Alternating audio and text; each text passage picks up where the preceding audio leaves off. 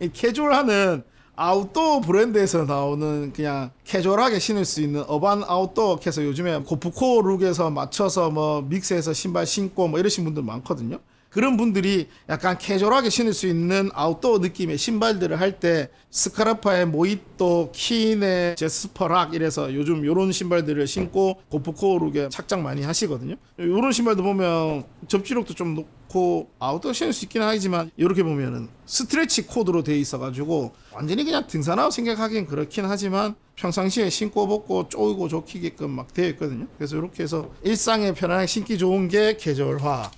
트레킹과 트레일 러닝과 하이킹화는 이거 엄청 어렵고 복잡한 개념이라서 요건 제일 마지막에 하고, 단목 등산화, 경등산화, 중등산화, 전문 등산화는 등산화 계열들이다 보니까 보통은 여기 처음에 보셨던 로우컷, 미드컷, 하이컷으로 해가지고 짧은 목, 미드컷, 그 다음에 이런 하이컷 이렇게 해서 나누어진다 보시면 돼요. 근데 자, 단목 등산화는 잠깐만요.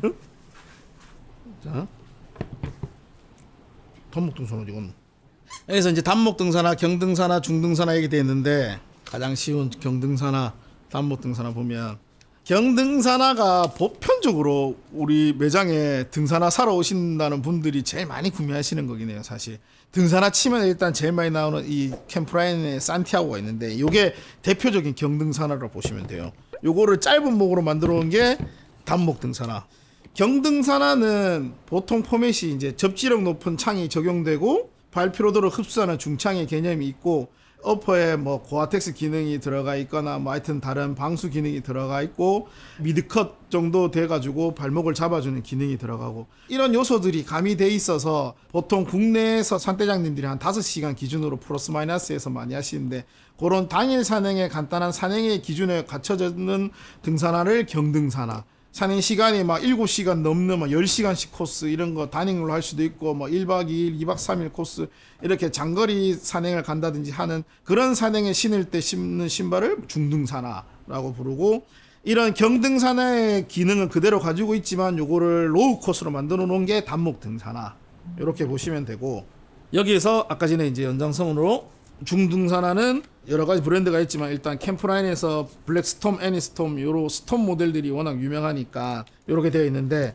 단목 등산화, 경등산화, 중등산화 이렇게 보면은 목의 컷이 로우 컷, 미드 컷, 하이 컷 이렇게 해서 점점 높아져요. 창의 두께도 더 두꺼워져요. 창을 더 두껍게 해서 발 피로도가 더 늦게 쌓이게끔 만들어줘야지 아무래도 산행 시간이 길어도 발바닥이 아프거나 이런 것도 덜 하게끔 되겠죠. 로우컷, 미드컷, 하이컷으로 해서 컷이 점점 높아지는 이유도 하산길이 점점 길어지면은 발이 앞으로 점점 쏟아지고 그럴 수밖에 없는 환경이잖아요. 발톱도 아프고 막 이런 경향이 많단 말이에요. 그래서 한라산을 갔다 오신 분들이 맨날 하는 얘기가 뭐 한라산이 어렵지도 않은데 근데 뭐 발가락 좀 아프더라. 이렇게 말씀 많이 하는 이유가 한라산이 험하진 않지만 하산길 시간이 아주 길기 때문에 발이 점점 앞으로 쏟아져서 발끝이 신발 끝에 계속 마찰이 되다 보면은 발톱이 아플 수 있거든요. 그런 거를 감안해 가지고 발목 부위에서 딱 잡아주면은 발끝이 앞에 안 대이게끔 해주는데, 이런 스톱 모델들은 그 중에서도 많이 신는 이유가 목이 길면서도 스토퍼 기능들이 있어서 끈을 자동으로 잡아줄 수 있는 기능 자체가 들어가 있거든요.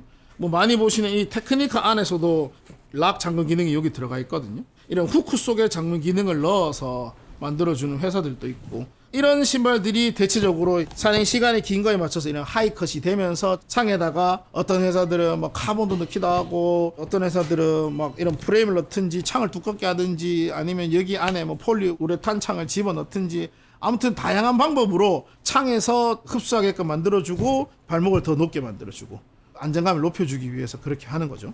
그래서 단목, 경등산화, 중등산화 이런 단계적으로 움직이고, 이런 전문 등산화로 되어 있는 거는 중등산화보다 더 긴 산행을 하시는 분들, 뭐 쉽게 해서 백두대간을 하신다든지 지리산 종주 산행을 하시거나 뭐 하여튼 오랫동안 산행하시는 분들은 한번 발피로도가 쌓여서 발이 아프면은 그 코스를 다 할 수 없다 보니까 발피로도 늦게 쌓이기 위해서 캠프라인을 기준으로 보면 이런 마나슬루 모델들이 안에 밑에 폴리우레탄이 들어가 있어서 피유창 공법으로 만들어진다면 이렇게 되어 있거든요. 그래서 이런 것들이 폭시폭시담이 더 있어서 외부에서 충격을 더 잘 흡수하게끔 되어 있거든요. 뭐 쉽게 쉽게 얘기하면 우리 학교 트랙에서 보면 빨간색 우레탄 트랙이 있잖아요. 그거에 가까운 소재를 여기에다가 넣어놨다 보시면 돼요. 그래서 이런 것들이 더 하이컷으로 만들어지고 흡수를 좋게끔 창 소재도 다르고 두께도 다른데, 대신에 이런 신발들은 장거리 전용하다 보니까 여러 가지 단점들이 있어요. 그래서 어차피 등산화 살 거 뭐 전문 등산화 사면 안 되냐고 막 이렇게 해서 제일 좋은 거 제일 비싼 거 사면 2번 투자 안 해도 되고 좋지 뭐 이렇게 하시는 분들이 있는데, 이 신발은 장거리에 특화되어 있어서 장거리 산행할 때는 장점이 있긴 하지만 우레탄 폼이 들어가기 때문에 신발 자체의 유효 기간이라 해야 되나?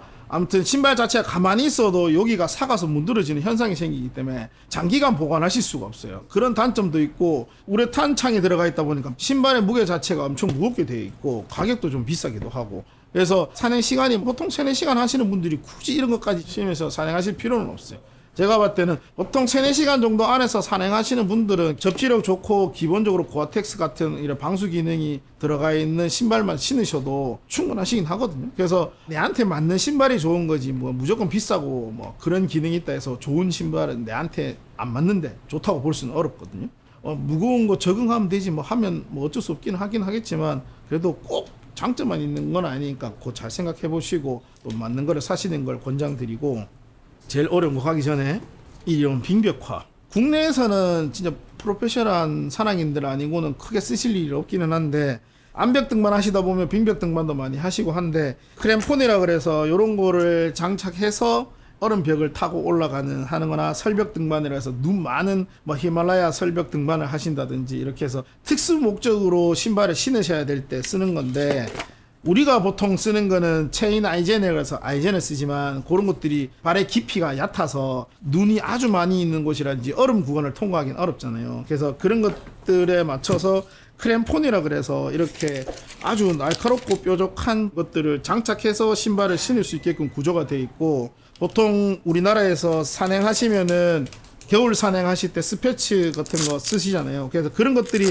막 이렇게 장착되어 있는 신발들도 있어요. 이런 것들은 삼중화라고 그러는데 스패치 기능이 있는 것들까지 같이 되어 있어 가지고 요것도 동일하거든요. 바깥 게이터 해서 이렇게 해서 안에 신발처럼 만들어져 있거든요. 국내 산행을 하시면서 쓰실 일은 없지만 이제 해외 원정 등반이라든지 빙벽 등반 이런 것들로 해서 특수 목적으로 구비하실 때 신는 신발이고, 내망의 제일 어려운 트레킹화, 트레일 러닝화, 하이킹화